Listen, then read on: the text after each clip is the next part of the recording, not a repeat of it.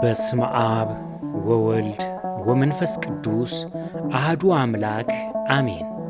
ልጆች እንደምን ሰነበታችሁ? ደህና ናችሁ? አሜን። ይህችን ጊዜ ለሰጠን ቸር መሐሪና ሩህሩህ አባታችንና አምላካችን ቅዱስና ሕያው እግዚአብሔር ምስጋና ይድረሰው።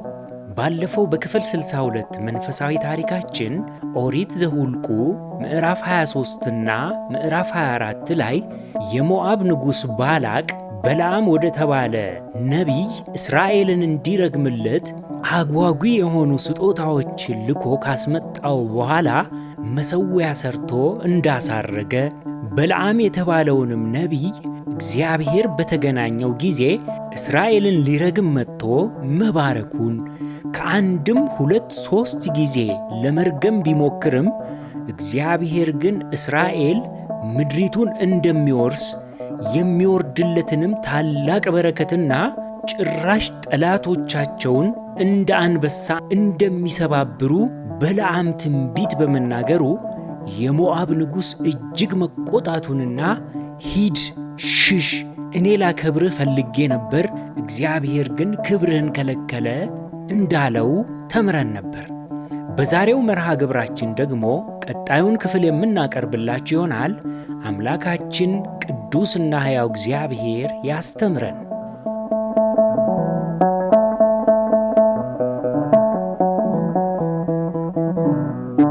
በስመ አብ ወወልድ ወመንፈስ ቅዱስ አሐዱ አምላክ አሜን።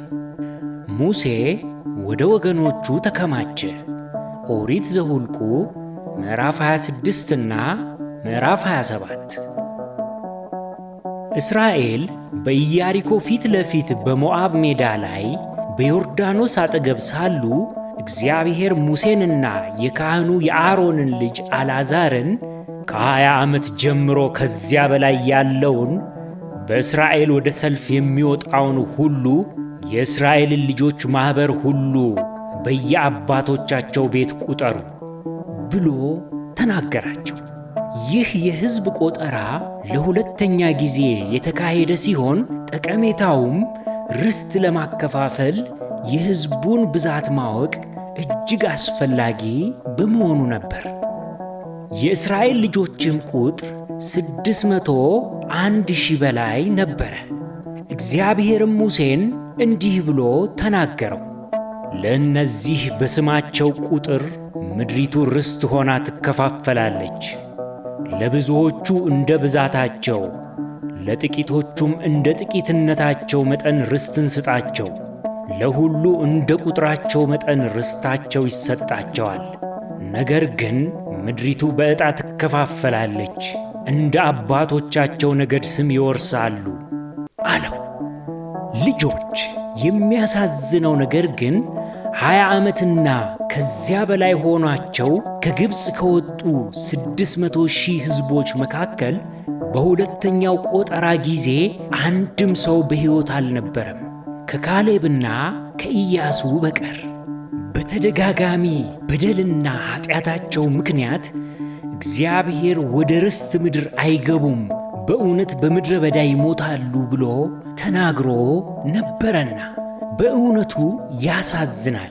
እግዚአብሔርን መፈታተን፣ በእርሱ ቃልና ትእዛዝ ላይ አመፀኛ እምቢተኛ መሆን አምላካችን እግዚአብሔር ትወርሷታላችሁ ብሎ ከገባልን የዘላለም ርስታችን ገነት መንግሥተ ሰማያት ቆርጦ ያስቀራል። አመፀኞቹም በምድረ በዳ ወድቀው እንደቀሩ ሁሉ ዛሬም ከሲኦል የሚጥል ተግባር ነው አመፀኛነት፣ ለእውነት አለመታዘዝ።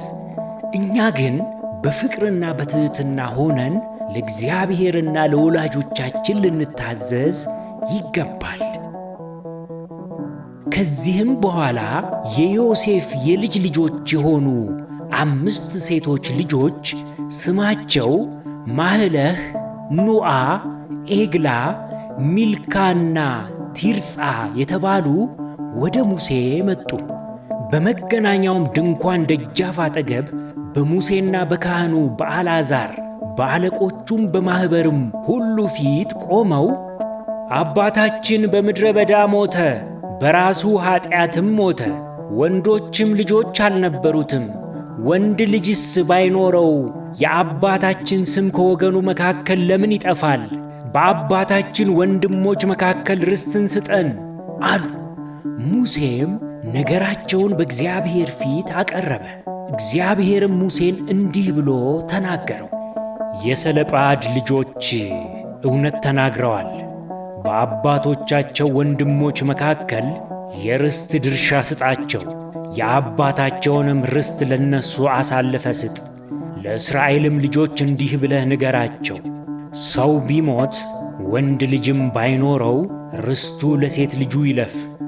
ሴት ልጅም ባትኖረው ርስቱ ለወንድሞቹ ስጡ። ወንድሞቹም ባይኖሩ ርስቱ ለአባቱ ወንድሞች ስጡ። የአባቱ ወንድሞች ባይኖሩ ከወገኑ ለቀረበ ዘመድ ርስቱን ስጡ፣ እርሱም ይውረሰው አለ። እግዚአብሔርም ሙሴን እንዳዘዘ ለእስራኤል ልጆች ሥርዓትና ፍርድ ሆነ። እግዚአብሔርም ሙሴን አለው፣ ወደዚህ ወደ አባሪም ተራራ ውጣ፣ ለእስራኤል ልጆች የሰጠኋትን ምድር እይ። ባየሃትም ጊዜ ወንድምህ አሮን እንደ ተከማቸ አንተ ደግሞ ወደ ወገንህ ትከማቻለህ። እናንተ በጺን ምድረ በዳ በማኅበሩ ጠብ በቃሌ ላይ አምጻችኋልና በእነርሱም ፊት በውሃው ዘንድ አልቀደሳችሁኝምና አለው። ልጆች ይህንን ታሪክ ሙሴና አሮን የሠሩትን በደል አስታወሳችሁ? በክፍል 60 ታሪካችን ላይ በዝርዝር እንደተመለከትነው እስራኤል ውሃ ተጠማን ብለው ባጉረመረሙ ጊዜ ሙሴ እኛ ውሃ ከዓለቱ እናፈልቅላችኋለን በማለት በቁጣ ተናገራቸው። ለእግዚአብሔር የሚገባውን ክብር ለራሱና ለወንድሙ አደረገ። ይህ ንግግር በመንፈሳዊ እይታ የኀጢአቱን ጥልቀትም በዚያው ክፍል ተመልክተን ነበር። ሙሴም እግዚአብሔርን እንዲህ ብሎ ተናገረ።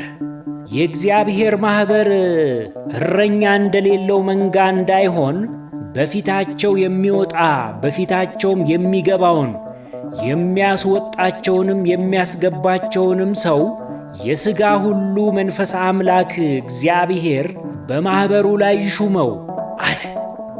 መሪ ሹምላቸው እያለ ነው ሙሴ። እግዚአብሔርም ሙሴን አለው፣ መንፈስ ያለበትን ሰው የነዌ ልጅ ኢያሱን ወስደህ እጅህን በላዩ ጫንበት፣ በካህኑ በአልዓዛርና በማኅበሩ ሁሉ ፊት አቁመው፣ እነርሱም እያዩ እዘዘው።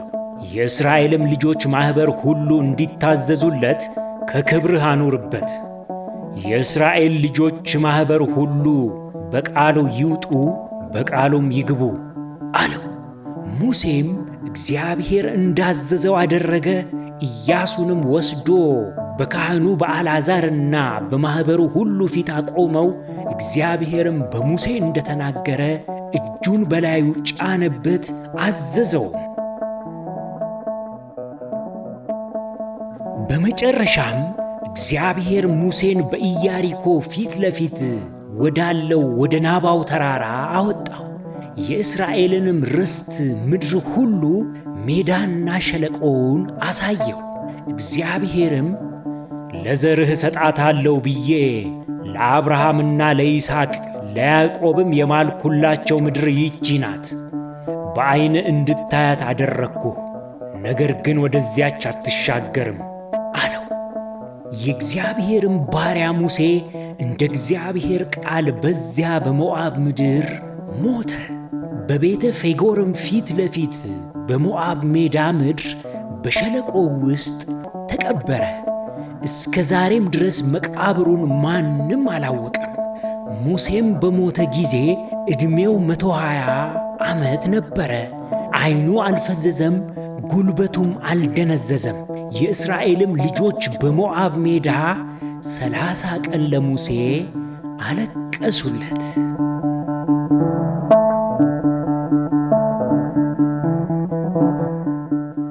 ልጆች የሚገርም የሚያሳዝንም ታሪክ ነው አይደል? ሙሴ ታላቅ ነቢይና መሪ ነበረ። ነገር ግን በሠራው ስህተት ወደ ርስት ምድር ሳይገባ ቀረ። ይህ የሚያሳየን በሥልጣንና በእውቀት ከፍ ባልን ጊዜ በጣም ጥንቃቄ እንደሚያስፈልገን ነው። ሙሴ የሠራውን ስህተት ሌላ ሰው ቢሠራው ኖሮ እግዚአብሔር ታግሶ ያልፈው ነበር። ሙሴ ግን ብዙ ያወቀ የእግዚአብሔርንም ክብር በዐይኖቹ ያየ ታላቅ ሰው በመሆኑ ስህተቱ የሚታለፍ አልሆነም።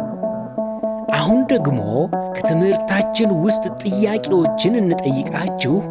በጥያቄዎቹም ላይ ተወያዩባቸው። ወላጆችም እባካችሁ ለልጆቹ ጥያቄዎቹን በማብራራት እርዷቸው። የመጀመሪያው ጥያቄ በሁለተኛው ቆጠራ የእስራኤል ልጆች ቁጥር ስንት ሆነ? እግዚአብሔር ሙሴን ለምን ወደ ርስት ምድር አትሻገርም አለው? 5ቱ ሴቶች ልጆች ምን ጠየቁ? ምንስ ተፈረደላቸው? ወደ ርስት ምድር የገቡ 2ቱ ሰዎች ማንና ማን ናቸው? ሙሴ በስንት ዓመቱ ሞተ? ከዚህ ታሪክ ምን ተማራችሁ? ልጆች ከዚህ ታሪክ የምንማረው ትምህርት የታዛዥነት ሕይወትን አስፈላጊነት ነው።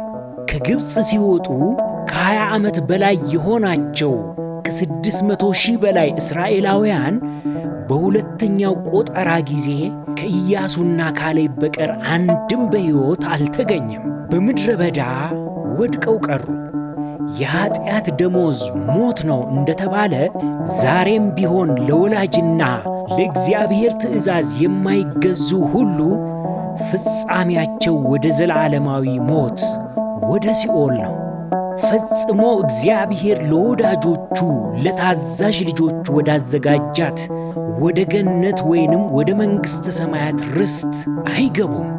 ዓመፀኞች ከዓመፀኛው ከአባታቸው ከዲያብሎስ ጋር ወደ ቅጣት ይሄዳሉ እንጂ።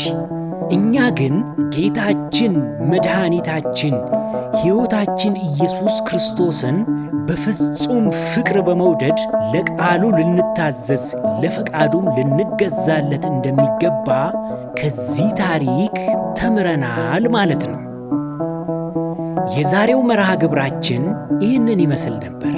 ያስተማረን የመከረን የአባቶቻችን የቅዱሳን አምላክ የእኛም አምላክ ቅዱስና ብሩክ ሕያው እግዚአብሔር ምስጋና ይድረሰው። የእግዚአብሔር ቸርነት፣ የእመቤታችን የቅድስት ድንግል ማርያም አማላጅነት፣ የጻድቃን የቅዱሳን ሁሉ ተራዳይነታቸው አይለየን። ወስብሐት ለእግዚአብሔር።